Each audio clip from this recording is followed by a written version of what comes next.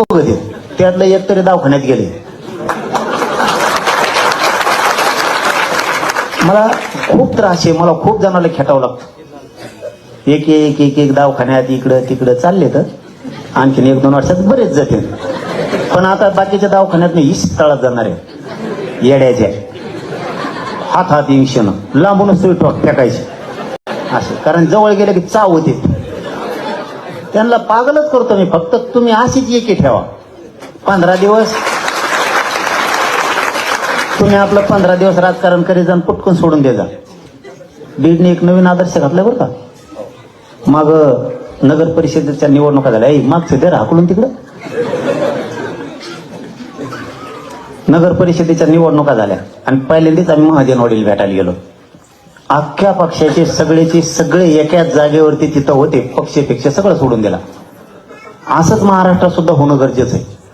ते म्हणले निवडणुका झाल्या, आपल्या एक लेकराचा ऍक्सिडेंट झाला त्या महाजनवाडीला. एकुलता एक मुलगा, त्याचा ऍक्सिडेंट झाला. आम्ही फोन लावला, आपल्याला तिथं जायचं. एकाही पक्षाचा बांधव आपला बीडमध्ये नव्हता. सगळे गाड्या घेऊन होते. ते म्हणले की याने मला पाडिलंय, याने काही केलंय. इतकं एक जीवाचं एकजूट आपल्याला ठुली ना. या राज्यात मराठ्याला हरिणं सोपं नाही. मग फक्त तुमची एवढीच जुटीची अपेक्षा मला. मी हटत नाही. आपण कुठं मैदान सोडलं. सरकारने फसिलं किंवा कोणी फसिलं. आपण शेतात जातो, काम करतो आपल्या. मग निसर्गाने जर आपल्याला संकट आलं निसर्गाचं, आपण काय शेत सोडून देतो का? पुन्हा प्रयत्न करतो आपण.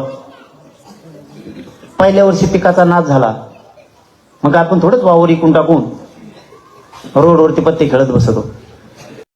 मराठ्याला आरक्षण द्यायचं म्हणलं की त्यांचे मसडीवणी हातात कान होते. आरक्षण द्यायचं म्हणलं टॉक करूनच बघत. त्यातलं एक तरी दवाखान्यात